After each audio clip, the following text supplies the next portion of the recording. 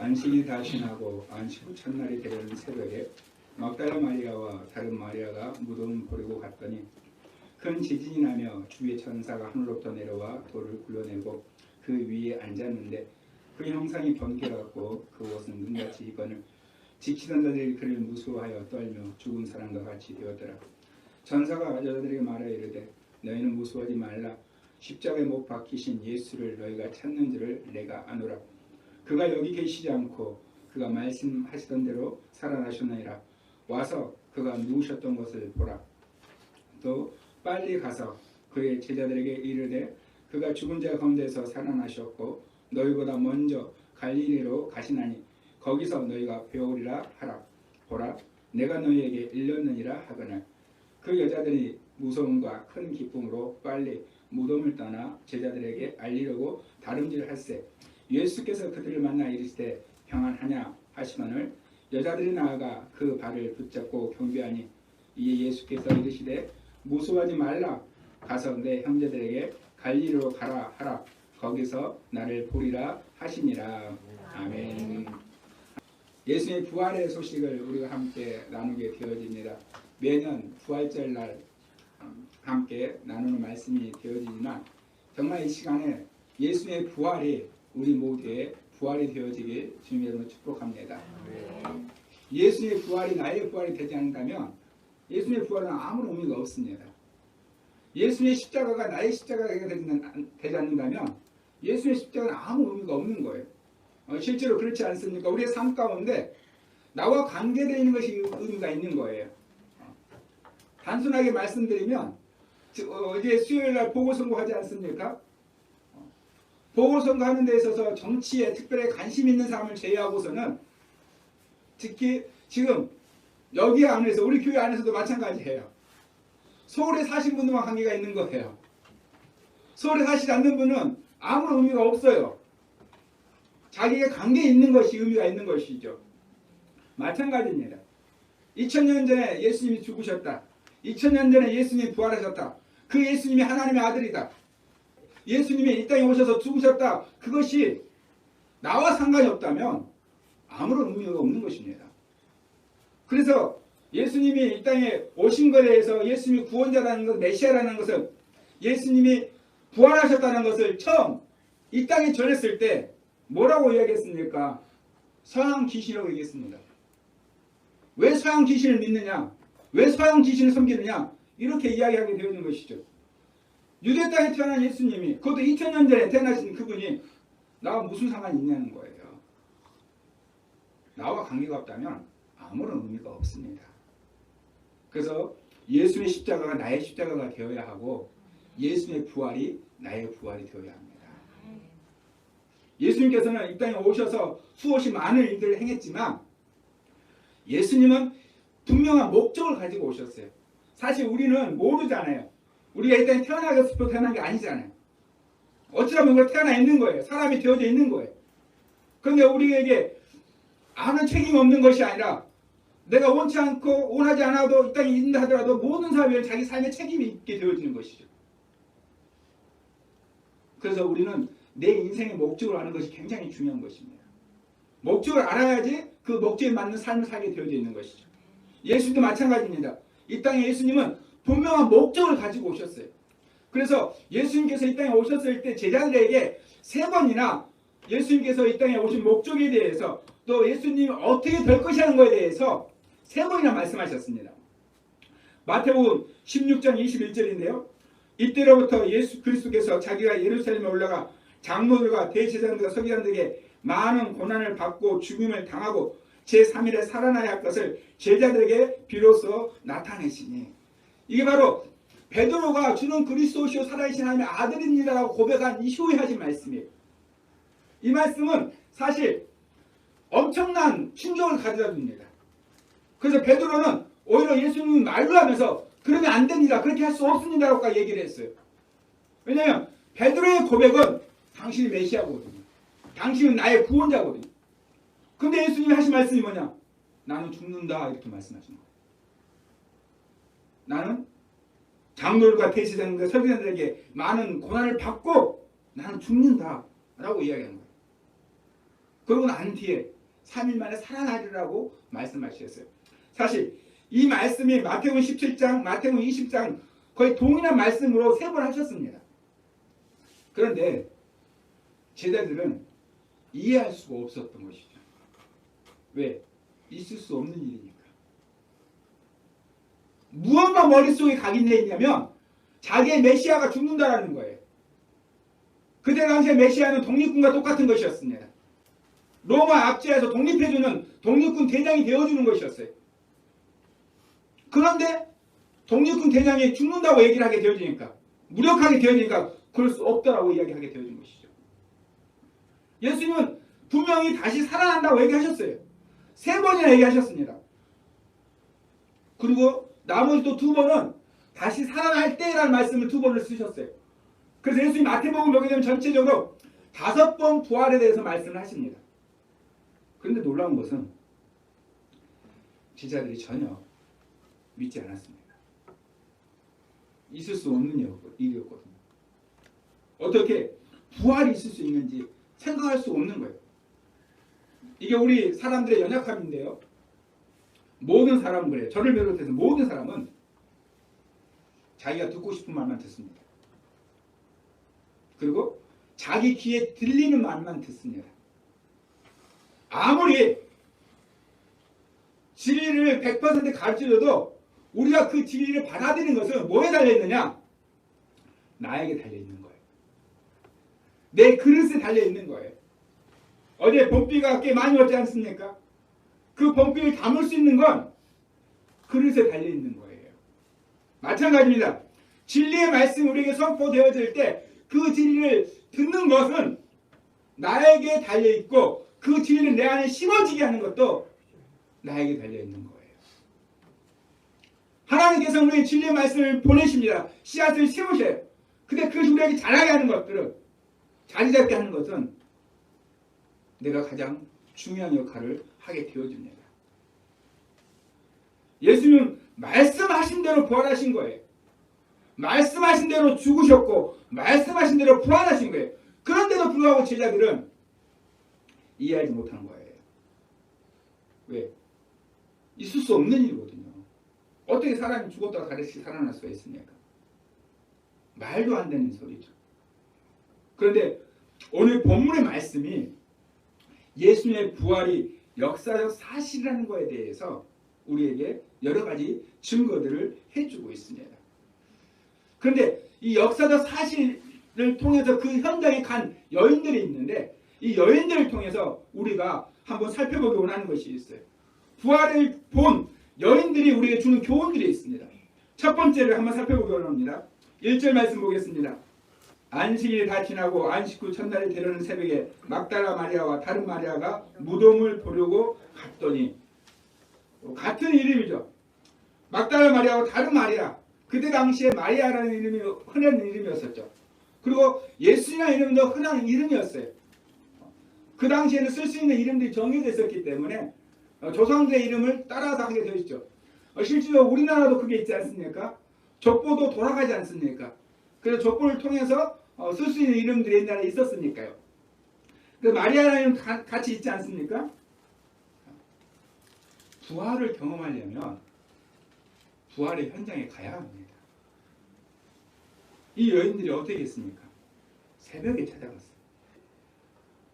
왜 새벽에 갔었을까요? 바로 안식일 날은 움직일 수 없었기 때문입니다.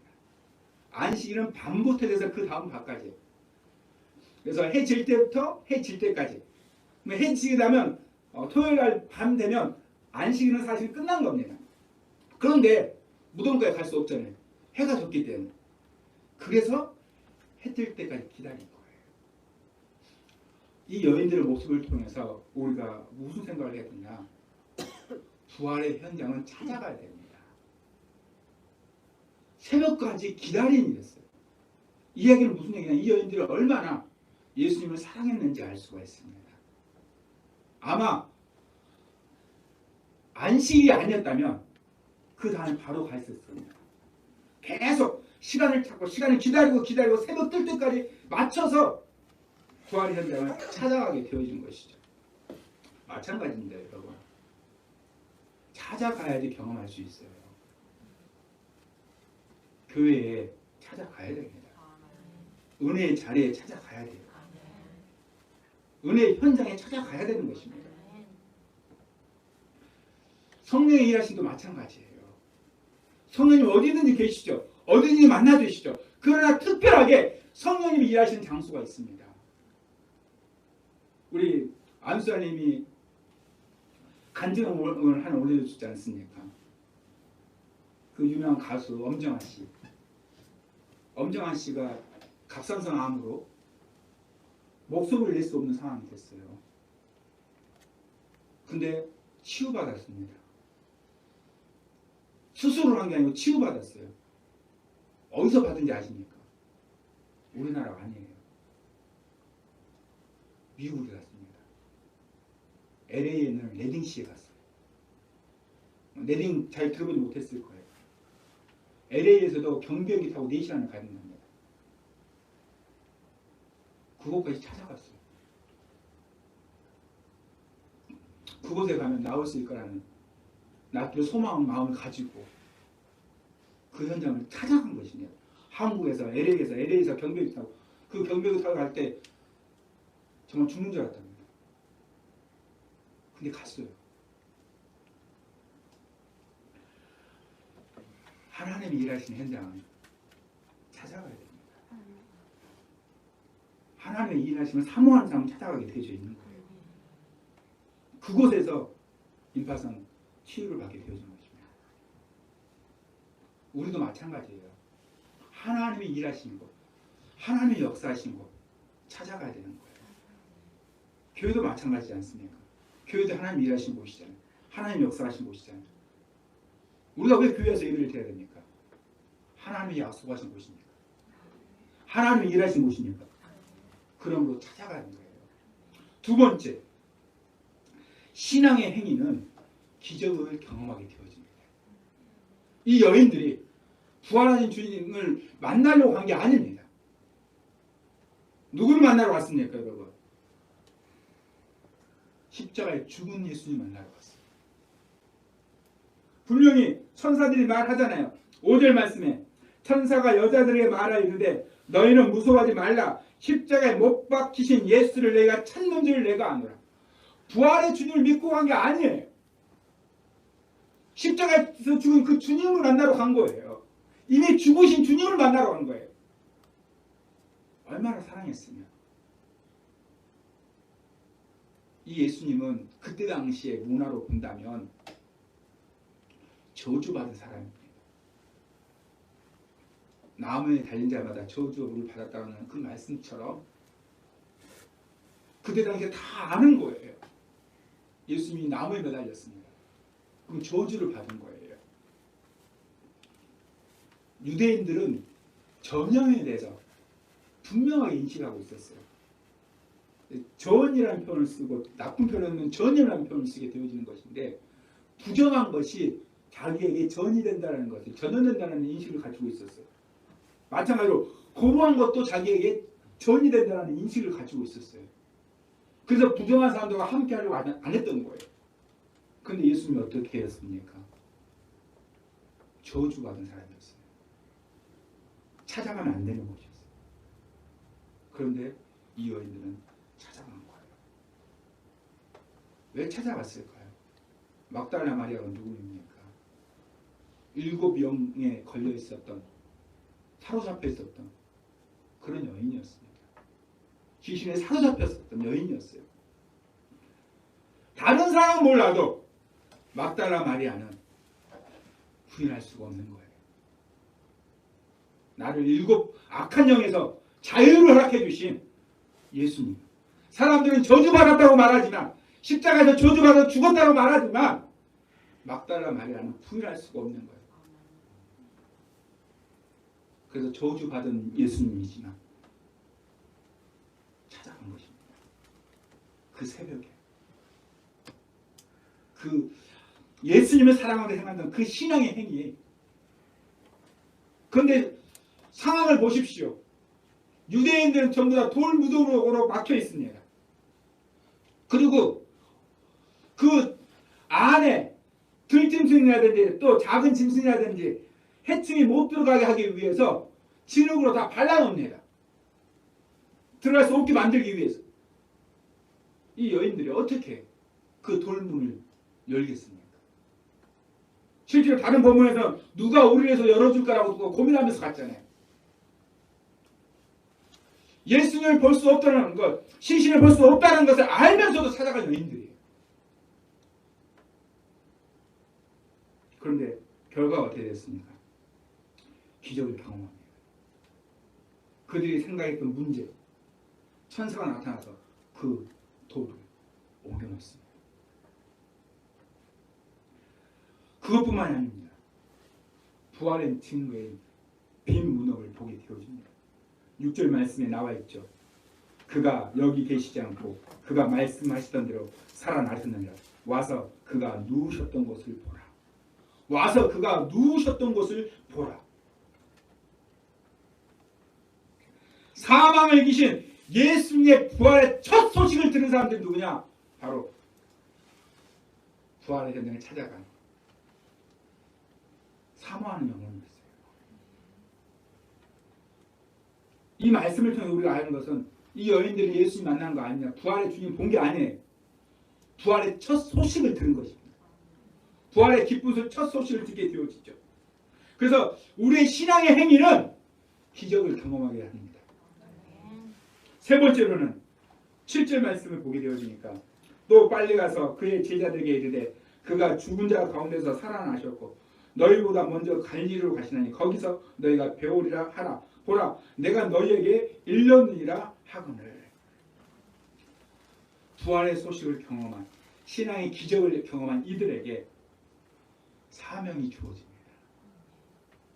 여러분, 부활은 우리만 드러나는 게 아닙니다. 우리에게만 행하라는 것이 아닙니다. 부활의 소식 들은 그들에게 천사는 전해줍니다. 빨리 가서 그의 제자들에게 말하는 것이죠. 하나님은 우리에게 왜 기적을 경험하게 하시는 거냐? 전하라는 거예요. 부활하신 주님은 전하라는 것입니다. 그래서 이 여인들은 철저하게 그 소리를 듣자마자 부활의 소식을 전하려고 합니다. 네 번째로 무슨 교훈이 되어지느냐? 사명에 순종할 때 예수님은 확증해 주십니다. 9절 말씀 보겠습니다. 예수께서 그들을 만나 이르시되 평안하냐 하시거늘 여자들이 나아가 그 발을 붙잡고 경배하니. 우리 말씀에는 번역이 안 되어 있는데요. 갑자기라는 말이 여기 들어가 있어요. 갑자기 예수님과 그들이 만나게 되어진 거예요. 지금 이 상황이 무슨 상황입니까? 여인들이 천사가 말한 그 소식을 듣고 순종하기 위해서 빨리 달려갔어요. 천사가 빨리 가서 전하라고 했고 8절 보니까 그 여자들이 무서움과 큰 기쁨으로 빨리 무덤을 떠나 제자들에게 알리고자 다름질에 갔다라는 거예요. 그 소식을 듣고 바로 사명을 듣고 바로 순종했었던 것이죠. 그러자 부활하신 예수님이 이 여인들을 만나주신 거예요. 사실 이 여인들은 부활하신 주님 만난 게 아닙니다. 빈 무덤만 보았고 천사를 통해서 부활의 소식을 들은 것뿐이에요. 그럼에도 불구하고 순종해서 갔습니다. 눈에 본 게 아니에요. 그냥 비어있는 것만 봤을 뿐이에요. 그들이 실제적으로 예수님을 보지 못했지만 사명에 순종했을 때 예수님이 찾아와 주신 거예요. 그들이 부활하신 주님을 못 봤기 때문에 어떤 마음으로 달려갔느냐? 8절 말씀에 무서움과 큰 기쁨으로 갔어요. 그러니까 두 마음이 교차한 거예요. 무서움과 큰 기쁨이. 부활했다고 말하니까 그 기적이 실제 경험한 거니까.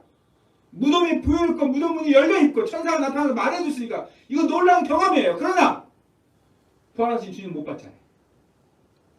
이 뒤에 나오는 것처럼 대제사장과 장로들이 군인을 유혹해가지고 제자들이 훔쳐갔다고 그렇게 말하고 있는 것처럼 그런 일이 있을 수 있으니까 실제적으로 두려울 수밖에 없는 것이죠. 실제로 안 일어날 수도 있다라는 거예요.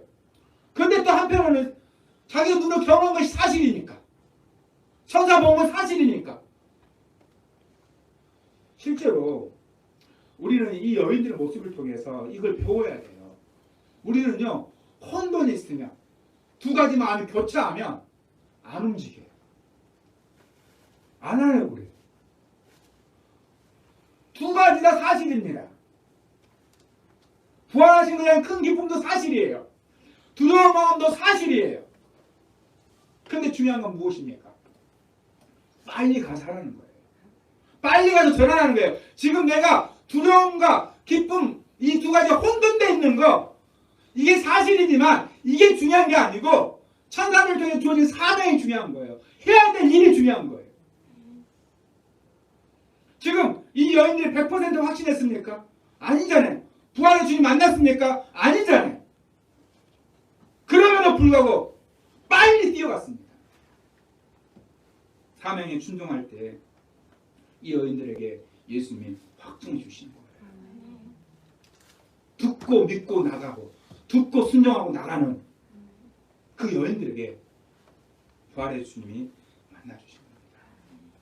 그래서 이 여인들이 예수님 앞에 무릎 꿇고 예배를 드리게 되어진 것이죠. 경배하게 되어진 것입니다.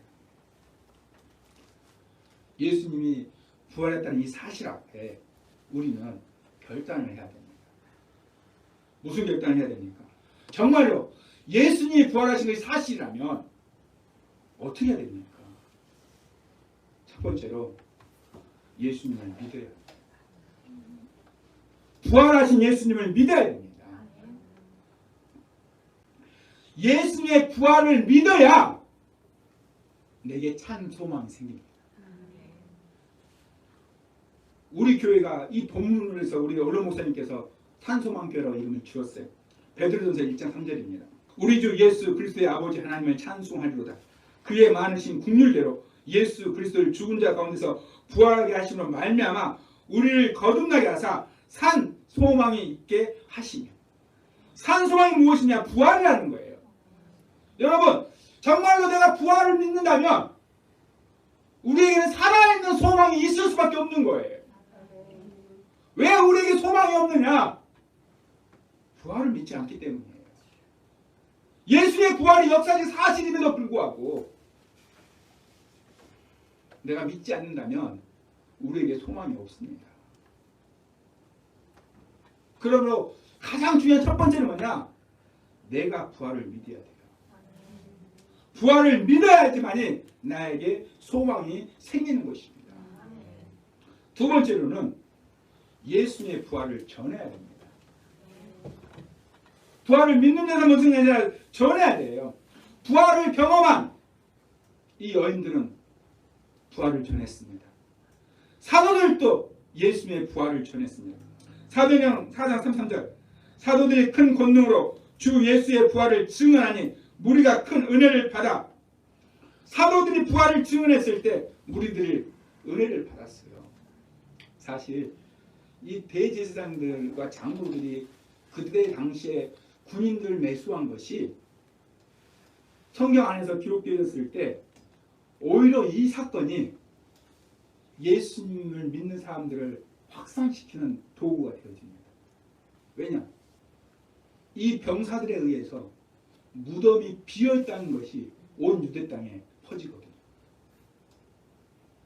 그냥 놔두면 제자들에 의해서 예수님 부활했다는 소식들만 나타나게 되어질 건데 제자들이 가져갔다, 시신을 가지고 갔다라고 얘기했을 때 모두가 부인할 수 없는 한 가지 사실이 있어요.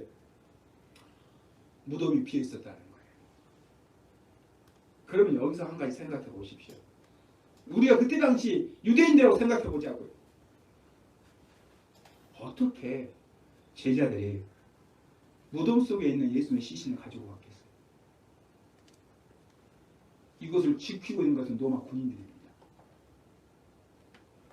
우리가 잘 알다시피 예수님이 잡히실 때 제자들이 어떻게 했습니까? 다 도망갔어요. 어부들이고요. 그냥 경건한 사람이고요. 세리이고요. 군인이 아닙니다. 그러니까 노마 군인이 아니라 대제사장들과 성전 경비대가 왔을 때도 다 도망갔어요. 예수님 십자가에 매달릴 때도 보이지도 않았어요. 이런 사람들이 로마 군인들 앞에서 예수님의 시신을 훔쳐갔다? 그 말 믿을 수 있겠습니까? 믿을 수 없다는 거예요. 그런데 오히려 이 군인들을 통해서 예수님의 믿음이 비어있다는 이 사실이 온 유대 땅에 두루 퍼졌다는 거예요. 제자들을 보고 그들은, 사도들을 보고 유대인들은 부활을 믿게 되어집니다. 왜? 사도들이 부활을 전하니까. 무서워서 도망갔었던 사람들이 부활을 전하니까. 바울 역시도 부활을 전했습니다. 그러면서 호세아서를 통해 이렇게 인용하며 외쳤어요. 고린도전서 15장 55절. 사망아 너의 승리가 어디 있느냐? 사망아 너의 쏘는 것이 어디 있느냐? 부활은 모든 사람들에게 복음입니다. 부활은 모든 사람들에게 소망이에요. 모든 사람의 소망이 없는 가장 큰 이유가 무엇 때문인가? 사망 때문이에요. 그런데 바울은 호세아서를 통해서 외치는 거예요. 사망아 너의 쏘는 것이 어디 있느냐? 사망아 너의 승리가 어디 있느냐? 그래서 바울은 단대하게 부활을 전한 거예요.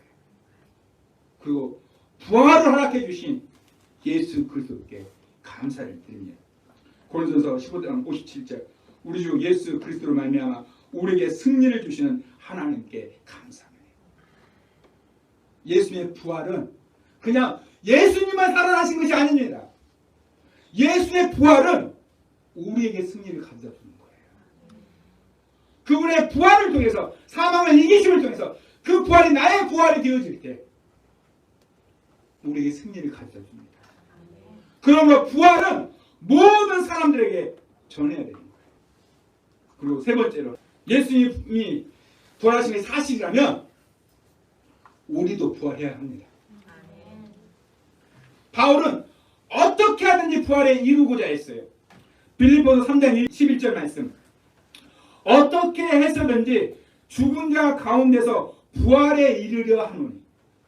바울의 소망이 뭐였느냐? 어떻게 하든지 부활에 이르는 것이었어요. 그러면 바울이 행한 어떻게 하는 무엇일까? 부활을 얻기 위해서 그 어떻게, 무엇을 한 것일까? 그의 빌립보서 3장 10절에 있습니다. 내가 그리스도와 그 부활의 권능과 그 고난의 참여함을 알고자 하여 그의 죽으심을 본받아. 바울이 어떻게 하든지 부활에 참여하고자 하기 위해서 행한 일이 뭐냐? 그의 죽으심을 본받는 것. 부활을 얻기 위해서, 예수님처럼 부활하기 위해서 바울이 행한 일이 뭐냐? 십자가를 본받는 거예요. 히브리서에는 더 나은 부활이라는 말이 나옵니다. 히브리서 11장 35절. 또 어떤 이들은 더 좋은 부활을 얻고자 하여 심한 고난을 받되 구차히 풀려나기를 원하지 아니하였습니다. 구차하게 풀려나기를 원치 않았습니다. 구차하게 고난에서 나오기를 원하지 않았어요. 더 나은 부활을 사모했기. 자신이 부활할 거라는 것을 확신했기 때문에 넉넉히 고난을 감당했습니다. 우리 믿음의 선배들은 예수님처럼 부활하고자 구차하게 풀려나게 원하지 않았습니다. 로마서 6장 5절에 부활의 연합에 대해서 말씀하신 것이 있습니다. 만일 우리가 그의 죽으심과 같은 모양으로 연합한 자가 되었으면 또한 그의 부활과 같은 모양으로 연합한 자가 되리라. 우리가 어떻게 예수님처럼 부활하느냐? 우리가 그의 죽으심과 같은 모양으로 연합한 자가 되며. 세번역 성경은 이렇게 되어 있습니다. 우리가 그의 죽으심과 같은 죽음을 죽어서 그와 연합하는 사람이 되었으면 우리는 부활에 있어서도 또한 그와 연합하는 사람이 될 것입니다. 그의 죽으심과 같은 죽음이 되면 그의 죽으심과 같은 죽음에서 연합하면 부활 역시 똑같이 연합한 자가 된다는 거예요. 사랑하는 성도 여러분, 예수님은 우리를 대신하여서 십자가에서 하나님의 심판을 받았습니다. 우리를 대신해서 십자가의 저주를 받으신 거예요. 그러므로 예수의 십자가가 나의 십자가가 되어야 합니다. 예수의 십자가가 나의 십자가가 되어야지, 예수의 죽음이 나의 죽음이 되어야지 예수의 부활이 나의 부활이 됩니다.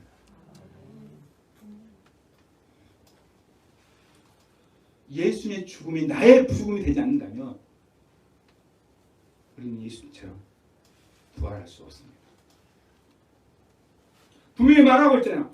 우리가 그의 죽으심 같은 죽음을 죽어서 그와 연합한 사람이 되었으면 우리는 부활에 있어서 또한 그와 연합한 사람이 될 것입니다. 우리가 부활한지 어떻게 알겠어요? 과거 어떻게 살았는지 알 수 없습니다. 그러나 미래 어떻게 될지도 알 수 없지만 내가 부활을 확실하게 경험할 수 있는 것, 내가 부활한다는 것을 확실하게 알 수 있는 것은 무엇입니까? 예수님처럼 죽는 겁니다. 사실 부활을 믿는 것, 부활을 전하는 것, 예수님처럼 부활하는 것은 모두가 동일한 한 가지를 행하는 것입니다. 그것은 바로 죽는 겁니다. 부활을 믿기 때문에 죽는 거예요. 부활을 전하기 때문에 죽는 거예요. 예수님처럼 부활할 것이기 때문에 죽는 거예요. 세상이 왜 부활을 믿지 않습니까? 우리는 부활을 전하는데 세상은 왜 부활을 믿지 않습니까? 부활을 전하는 우리가 죽지 않기 때문입니다. 누가 죽을 수 있습니까? 부활을 믿는 사람만이 죽을 수 있습니다. 우리가 어떻게 예수님의 부활을 전하는 것입니까? 죽는 것입니다. 아, 저 사람은 정말로 부활을 믿는 거구나. 어떻게 하느냐? 사람들 어떻게 하겠습니까? 우리의 말로만요? 사람들 안 믿지 않습니까? 우리가 죽을 때 어떻게 예수님처럼 부활할 수 있습니까? 예수님의 죽음이 나의 죽음이 될 때예요. 노 크로스 노 크라운이라는 말이 있습니다. 지적이라면 십자가 없이는 왕관도 없다는 뜻이 되어지죠. 그래서 고난이 없으면 영광이 없다, 이런 의미로 많이 사용되어집니다. 저는 오늘 부활주의를 맞이하면서 항상 제 마음속에 이번 주간에 특히 고난에 기도하면서 묵상되어진 것이 뭐냐면 우리 그리스도인들이 부활만 바라본다는 거예요. 부활만 원한다는 거예요. 부활은 죽음이 있어야만 가능한 것입니다. 죽음이 없으면 부활이 없어요. 왜 세상이 우리가 전하는 부활을 안 믿습니까? 우리가 안 죽으니까. 우리의 모습 속에서 부활을 믿는 것이 안 보이니까. 말은 하지만 부활을 안 믿으니까.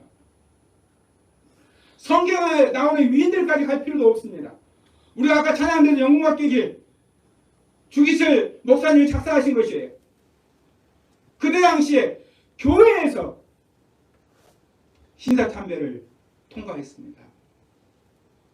총회에서 목사님들도 장로들도 신사참배가 국가 행사다라고 통과시켰습니다. 주기철 목사님 속해 있는 교단에서. 그러나 주기철 목사님은 죽음을 택했습니다. 왜요? 부활을 믿었기 때문입니다. 부활을 믿었기 때문에 죽음을 택한 거예요. 그래서 그분의 삶을 통해서, 그분의 죽음을 통해서 정말로 이분은 부활을 믿는 분이구나 알 수 있게 되어지는 거예요. 우리 한국교회 모두 신앙의 초점이 어디에 가 있었느냐? 십자가의 죽음과 부활에 있었습니다. 제가 신앙생활 할 때만 해도 모든 목사님들뿐만이 아니고 모든 성도님들도 부활의 소망을 가지고 살았습니다. 부활의 소망으로 신앙생활을 했어요. 부활의 소망으로 신앙생활을 했다는 말이 무슨 뜻이냐? 십자가를 자초했어요. 고난을 자초했어요.